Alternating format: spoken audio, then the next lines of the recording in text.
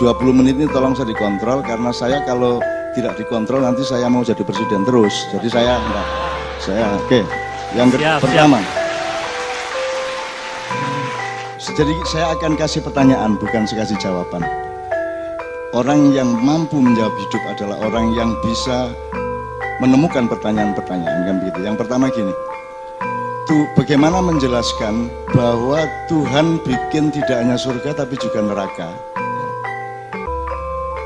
Itu adalah konsep perdamaian. Tuhan berdamai nggak sama penghuni neraka? Menurut Anda, iblis itu musuhnya Muhammad apa anak buahnya Muhammad? Kalau musuhnya, dia tidak mungkin buka strateginya, karena dia memang musuh manusia, dia tidak mungkin mau dipanggil oleh pemimpinnya manusia. Tapi kalau dia sahabatnya, kok fungsinya bertentangan dengan Muhammad? Jadi bagaimana menjelaskannya dalam konsep peradaban perdamaian? Itu saya tanya pada Pak Rektor, yang saya tanya karena pasti tidak ada kesempatan untuk menjawab. Kalau saya bilang Assalamualaikum, sebenarnya ada kandungan kecurigaan bahwa Anda tidak berdamai sama saya. Maka saya perlu bilang Assalamualaikum. Jadi tolong presiden-presiden, gubernur-gubernur, tidak usah ngomong Assalamualaikum, tidak ngerti asal-usulnya bagaimana, untuk apa, dan seterusnya. Nomor 2, sebenarnya uraian Pak Rektor sudah sangat cukup. Kalau saya nambahi, nanti Pak Haidar nambahi, malah nambah perkara dan buka-buka luka yang enggak. Sebenarnya kalau mau konsisten, kalau memang kita dinamis dan benar-benar tadi ya, Al-Jami'ah Al-Islamiyah Al-Indonesia. Jadi sekarang tinggal diskusi kelompok. Terus nanti jam 11, setengah 12 pleno lagi, kan begitu. Bahannya adalah masing-masing bisa memutar kembali video dari Pak Rektor tadi. Itulah gunanya rektor, karena dia secara akademis dan dengan ekspertasi, pengalaman dan apapun, dia lebih unggul dari semua yang di sini, sehingga kalau sudah kebune ngomong ditambah gudel tambah ngerusak. Jadi sudahlah, sebenarnya cukup Pak Rektor tadi. Cuman saya andaikan ada diskusi kelompok, nanti saya titip pertanyaan. Nah, 20 menit ini tolong saya dikontrol, karena saya kalau tidak dikontrol nanti saya mau jadi presiden terus. Jadi saya enggak. Oke. Yang pertama. Jadi beliau tadi mengatakan gini, saya titip pertanyaan. Jadi saya akan kasih pertanyaan, bukan saya kasih jawaban. Orang yang mampu menjawab hidup adalah orang yang bisa menemukan pertanyaan-pertanyaan, kan begitu. Yang pertama gini, bagaimana menjelaskan bahwa Tuhan bikin tidak hanya surga tapi juga neraka. Ya. Itu adalah konsep perdamaian. Tuhan berdamai nggak sama penghuni neraka? Kalau konsepnya Tuhan itu bukan perdamaian, mosok Tuhan tidak berdamai. Tuhan kan yang bikin Islam. Islam itu artinya proses pendamaian. Aslama yuslimu atau salama yusalimu. Ya. Itu proses pendamaian. Jadi Tuhan bikin neraka. Harus kita bisa jelaskan dan temukan mindsetnya bahwa neraka itu adalah wujud dari perdamaian Tuhan kepada orang yang tertentu yang berbeda dengan yang dikasih ke surga. Nah, itu kalau tidak bisa dijawab, nanti saya akan tanya rektor berikutnya. Gitu. Kedua, kok Tuhan bikin iblis segala macam itu untuk apa? Terus enak-enak ya. Terus iblis bantah, ngopo lho dadak nggawe menungso barang penggawean ming paten-patenan karo ngrusak kan gitu. Nah, tapi iblis oleh Allah diperkenankan kontrak sampai hari kiamat dan dia dibolehkan melakukan apa saja. Kemudian didata oleh Nabi Muhammad apa saja pekerjaan iblis, yang ditakuti apa, strateginya bagaimana. Nah, Nabi Muhammad itu bisa manggil iblis kapan saja, ya. Terus iblis bisa ditanyain, diwawancarai dan dia buka semua yang dia lakukan. Jadi pertanyaannya di sini ada dua sub. Yang pertama, kok Tuhan bikin iblis ini, bagaimana menjelaskannya dalam konsep perdamaian, kan gitu. Kan ini ngaco ini iblis ini. Orang sido damai, orang sido sakinah, besengut terus, kan gitu kan. Terus, tapi iblis yang katanya musuhnya manusia, bisa dipanggil oleh Muhammad kapan saja. Dan iblis tidak mungkin manggil Muhammad. Tapi iblis taat kepada Muhammad, disuruh tanya apa aja jawab, disuruh datang. Menurut Anda, iblis itu musuhnya Muhammad apa anak buahnya Muhammad? Kalau musuhnya dia tidak mungkin buka strateginya, karena dia memang musuh manusia, dia tidak mungkin mau dipanggil oleh pemimpinnya manusia. Tapi kalau dia sahabatnya, kok fungsinya bertentangan dengan Muhammad. Jadi bagaimana menjelaskannya dalam konsep peradaban perdamaian? Itu saya tanya pada Pak Rektor, yang saya tanya karena pasti tidak ada kesempatan untuk menjawab. Jadi biarkan dia membawa itu pulang. Ketiga, saya tanya, Pak Rektor, saya minta satu ayat nanti setelah acara ini, yang Allah berwahyu kepada Anda itu, tolong Kak saya kasih satu ayat aja. Ada enggak yang Anda bisa menunjukkan bahwa Allah berwahyu kepada Anda, terus Anda sampaikan ke saya dikasih tahu bahwa Anda dapat wahyu. Ada enggak di antara Anda? Angkat tangan. Ada enggak yang dapat wahyu dari Allah?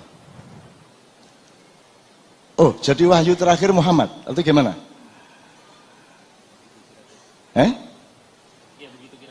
Oh begitu. Oh jadi tidak ada yang dapat wahyu. Oh gimana ini Anda ini? Oh jadi Anda tidak pernah ada kontak langsung sama Allah. Tidak ada yang dapat wahyu. Itu baca di Al-Quran. Ya ayuhan nas, kamu manusia bukan? Wahai manusia loh, kowe atau kowe? Langsung tidak itu Allah berwahyunya?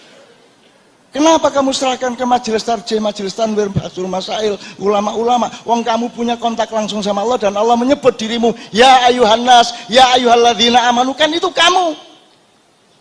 Wah, saya radikal. Kenapa saya radikal? Saya radikal karena saya menyesuaikan diri dengan tempat yang saya datangi. Sejak saya datang, kok potensi radikalismenya tinggi di UI ini. Loh, bayangin kiroahnya aja radikal. Kan yang namanya nyanyi mas, lagu estetik kan ada evolusi, ada gradasi. A'udzubillahi minasyaitonirrajim, itu ya. Bismillahirrahmanirrahim. Pelan-pelan. Alif lam mim. Terus naik dikit. Dzalikal kitabu la raiba fihi hudal lil muttaqin. Naik dikit lagi. Alladzina yu'minuna bil ghaib. Iki gaib. Alhamdulillah misalnya. Bismillah. Aduh mati aku. Aduh. Radikal. Kiroahnya aja radikal. Mas, Allah aja yang bisa bikin alam semesta cespleng, ndak pakai tahap. Allah aja bertahap. Dia ngakunya 6 hari, padahal juga ndak 6 hari sebenarnya. Allah kun fayakun jadi udah. Itu aja Allah kompromi supaya mengajari kita hidup dalam evolusi dan ritme yang tertata. Makanya Allah bikin 6 hari. Ini makanya kalau qiraah itu bertahap. Ya, Anda tadi jiwanya jiwa sprint, strategi hidupmu strategi hidup sprint. Belum wes wet gitu kan. Yang kau entuk 50 meter wes ngene kan, glayar kan. Anak-anakku kaum milenial, kaumun akhir, yang Allah sudah menciptakanmu karena bapak-bapakmu itu harusnya mengerjakan yang dia tidak kerjakan, dan dia mengerjakan yang harusnya dia tidak kerjakan, maka engkau dilahirkan oleh Allah di surat Al-Maidah nomor 54. Engkaulah itu orang-orang yang dilahirkan oleh Allah, generasi baru yang sekarang menyebut dirinya milenial, orang-orang yang dicintai Allah dan orang-orang yang mencintai Allah. Maka engkau akan terbimbing. Anda jangan pusing terhadap Pilpres bulan April karena itu urusan Pac-Man. Itu badok-badokan mangan iki kan gitu. Itu urusan jangka pendek yang tidak penting-penting amat. Anak milenial harus berpikir faltandur nafsum ma qaddamat lighad dengan skala yang agak lebih panjang. Nanti 2024 harus ada permainan baru, tidak hanya Pac-Man saja. Anda lihat usia presiden yang sekarang, kalau dia tidak jadi, dia susah nanti 24. Kalau yang sekarang mau ingin jadi presiden 2024, dia sudah ketuaan, sudah terlalu tua untuk menyalon lagi 2024. Sehingga nanti ada semacam potensi chaos yang serius. Maka Anda tidak boleh berpikir mengenai, tidak boleh menuhankan Pilpres ini sebagai sesuatu yang utama. Karena yang utama bagi Anda adalah menyiapkan permainan baru. Indonesia yang baru, mindset yang baru, pemikiran yang baru, view ke depan yang baru. Faltandur nafsu ma qaddamat lighad, dan Anda akan memulainya tahun 2024-25 ke atas. Dan anak-anakku, surat Al-Maidah 56 inilah yang aku tunggu-tunggu untuk memimpin Indonesia yang benar-benar baru. Dan itulah sebabnya aku datang ke sini, tidak untuk rektor dan orang-orang tua dan semua yang seusia dengan saya. Aku datang ke sini untuk anak-anakku, cucu-cucuku yang akan memimpin Indonesia. Oke, ini sudah, kalau saya panjangin jadi pidato kenegaraan, gitu. Jadi mending saya nyicil aja, saya mohon izin. Jadi saya nyicil pertanyaan. Jadi misalnya beliau tadi mengatakan udkhulu fis silmi kafah. Sekarang tanya sama Pak Rektor, kenapa saya Tuhan kok nggak terang-terangan aja kalau Islam itu memang agama perdamaian? Kok Allah nggak ngomongnya udkhulu fil islami kafah? Kenapa kok silmi? Ojo imbas-imbis to, cetha Islam ngono lho. Oh, tapi dia bilang lho, ora karepku pancen silmi kok, kata Tuhan gitu. So what is it silmi? What is different between silmi wal Islam? Ini bukan saya yang jawab, Pak Rektor yang dia menjawab. Wani dadi rektor, wani ngatasi masalah, kan begitu. Ya, Pak ya. Kenapa silmi? Ma makna silmi? Limadha la yaqul udkhulu fil islami kafah, tegas. Kenapa kok fil silmi? Pasti ada satuan yang berbeda, ada padatan atau lembutan yang berbeda, ada literan atau meteran yang berbeda antara silmi dengan Islam. Itu pertanyaan. Pokoknya tak takoni. Termasuk tadi yang radikal tadi. Anak-anak muda, kamu jangan sprintnya nanti untuk April enggak apa-apa. Tapi untuk masa depanmu kamu harus maraton. Harus maraton nyetelnya, gurung-gurung kok bismillah, waduh. Kamu sebentar aja loyo kamu. Ejakulasi dini bangsa Indonesia. Iya Mas ya? Berpikir panjang. Dan kalau berpikir panjang, nanti strateginya berbeda. Kalau Anda lari sprint, itu enggak usah mikir nafas, enggak usah mikir apa-apa, lari gitu aja. Itu kalau sprint. Tapi kalau Anda maraton, Anda harus punya strategi, harus punya teknik, harus punya metodologi. Misalnya, ritme kaki Anda tidak boleh sama dengan ritme nafas Anda. Nah, begitu kalau dalam tentara ada infanteri, ada kavaleri, ada artileri, dan seterusnya. Pasukan itu tidak hanya yang kelihatan, tidak semua prajurit ada di dalam pasukan. Tafadhol, alhamdulillah. Selamat datang tepuk tangan kepada semuanya, teman sekalian. Ya. Ketua Pimpinan Pusat Muhammadiyah, Dr. Haidar Nasir, silakan Pak. Saya sedang menghimpun pertanyaan Pak Hajar kepada Pak Rektor. Kalau tidak bisa jawab, nanti tolong dipertimbangkan kembali ya, rektornya berikutnya ya. Oke, saya himpun karena waktu saya tinggal sedikit. Saya himpun pertanyaan benar-benar. Yang untuk anak-anak milenial sudah sangat jelas. Anda harus berpikir panjang.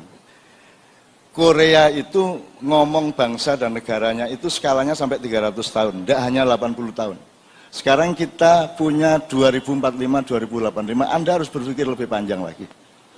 Anda harus berpikir bahwa hidup itu abadi, tidak sementara. Anda segera mengalami transformasi dari dunia biologi dan fisika menuju satu satuan yang berbeda, dimulai dari Anda ketemu mungkar nakir.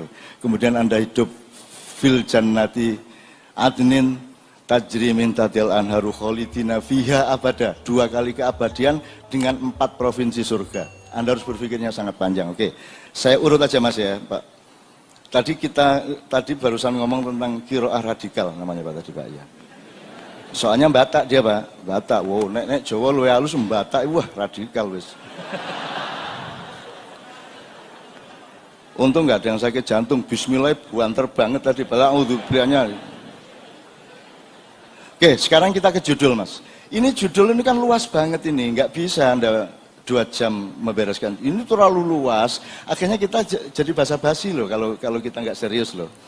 Sekarang gini, kan dalam satu peristiwa, dalam satuan sejarah selalu ada subjek, ada objek, ada predikat gitu ya, atau apapun ya dalam bahasa Indonesia. Sekarang saya tanya, pertama, kalau judulnya Islam, Kebangsaan dan Perdamaian, kenapa di atasnya bukan dialog keislaman? Kok yang dipilih dialog kebangsaan? Kok kenapa bukan dialog perdamaian? Ini cara berpikirnya bagaimana? Ini saya nggak nyalain, saya cuma tanya, inget enggak yang bikin ini? Punya kesadaran enggak terhadap pilihan ini? Apa waton wae lah, biasanya ngono kuwi kan gitu, template. Oke ya. Kenapa di atasnya bukan dialog perdamaian? Toh tujuan utamanya, goalnya adalah perdamaian. Why don't you put perdamaian sebagai judul utama, dialog perdamaian, gitu kan? Oke, itu pertama. Tadi saya nggak nyalain pokoknya, gue kelingan lho to, gitu. Janjane kelingan lho ran, gawe iki waton apa, gitu ya. Dua, Islam tadi saya sudah tanya Pak Rektor waktu kita. Islam di sini maksudnya subjek, apa sifat, apa mesinnya atau apa? Menurut beliau bisa kedua-duanya loh, enggak bisa. Harus ceto subjeknya, apa mesinnya atau alatnya. Ya. Jadi kalau perdamaian jelas tujuannya. Kebangsaan satuan subjeknya, yaitu bangsa. Karena nanti ada bangsa, ada rakyat, ada negara, ada umat, ada individu, ada kelompok, ada milisi, ada ormas, segala macam. Itu kan satuan-satuan yang berbeda-beda. Nah maksud Anda bangsa ini apa? Itu. Ini kalau diterusin kan harus seminar 3 hari, Pak. Ya gimana kita nih Pak Haidar? Kita dulu meneng-meneng dijajah, setelah itu jadi Indonesia kan bukan maunya kita. Terus kita pisah sama Brunei, kita menjadi negara yang berbeda dengan Malaysia. Padahal kita sama dengan mereka, budayanya semuanya. Tiba-tiba kita menjadi orang asing yang tidak sebangsa. Dan itu semua bukan karena kita mau, tapi karena kita dijajah Belanda, Inggris, dan lain-lain. Jadi sesungguhnya Indonesia ini adalah anak jadah dari penjajahan. Jane rano Indonesia, aslinya kan gitu, ngaku aja, rano aslinya. Yang ada Mataram, itu ya, Keraton Ternate, Keraton Solo, kan begitu yang ada, dan seterusnya. Ini juga mengandung masalah sangat banyak. Oke, tapi tidak apa-apa. Judul ini kita lihat itikat baiknya aja. Kalau pertanggungjawaban akademis dan metodologisnya tidak apa-apa lah. Indonesia juga tidak ngerti juga metodologi ki apa janjane wis ramu wis watone aku badi pira ngono lah gitu kan. Gitu. Berikutnya. Mas, ini nggak mungkin dicapai. Ini berat sekali. Jadi saya menulis di sini. Ini sangat berat karena Anda berani jadi Ismail Ibrahim enggak? Kalau Anda tidak berani jerbasuki, tidak berani mawabaya, Anda tidak bisa jerbasuki. Karena kalau Anda benar-benar mau perdamaian di dalam bangsa Indonesia maupun bangsa Indonesia dengan dunia, secara Islam, Anda harus menyembelih yang terpenting yang Anda jalani sekarang. Karena sekarang bukan Islam yang bekerja di dunia, meskipun identitas orang Islam makin banyak, tapi yang bekerja, thorikohnya, syariatnya, sabilnya, sirotnya, bukan Islam. Bukan Islam sama sekali. Yang berjalan ini bukan Islam di dunia ini. Kita hanya identitas yang dimaksud Pak Rektor tadi, Islam meningkat itu kan mengidentitas. Dan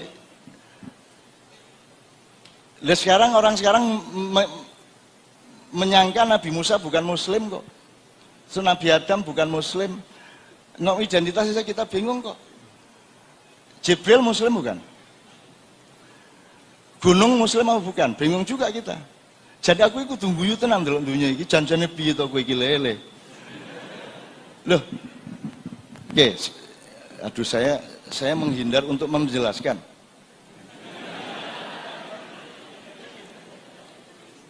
Canon maaf 3 menit lagi Canon. 3 menit. Oke. Gini. Bisa gini. Anda ngomong sekarang di Quran itu ada metodologi, ada outline yang Allah ngasih jalan. Jalannya itu ada 4. 1 sabilillah, 2 syariatullah, 3 thariqatullah, 4 sirat al-mustaqim. What is the difference between these 4? Kowe nek sabilillah kuwi anu Pak, itu sekarang yang punya TKI di Korea. Kowe ndek visa orang ning kene, orang duwe lah kok piye iso lah visa bililah kan itu. Nah, itu namanya sabilillah. Visa bililah gitu. Nah, teman-teman sekalian, Pak Rektor suatu hari harus menjelaskan kenapa kalau pas urusan ini sabil yang dipakai, kenapa pas urusan ini syariat. Ente bener, kok di Jakarta sekarang orang ngomong syar'i itu bener Pak. Tidak mungkin syariat itu dipakai oleh manusia dan dari manusia. Syariat itu milik Allah. Dia dasar hukum semua kehidupan. Kalau sudah diterjemahkan manusia, ditafsirkan, diijtihadi, diinterpretasi, itu namanya fikih. Jadi jilbabmu itu bukan jilbab syar'i, itu jilbab fikhi namanya. Langit ini orang ngerti. Tidak ada bang syariat, bang fikih. Lah orang ngerti bedane pari karo sego piye? Kuwi sego, kuwi gethuk, kuwi bubur, kuwi lontong, kuwi lepet, dudu pari. Parine kuwi syariat. Kalau yang Anda bikin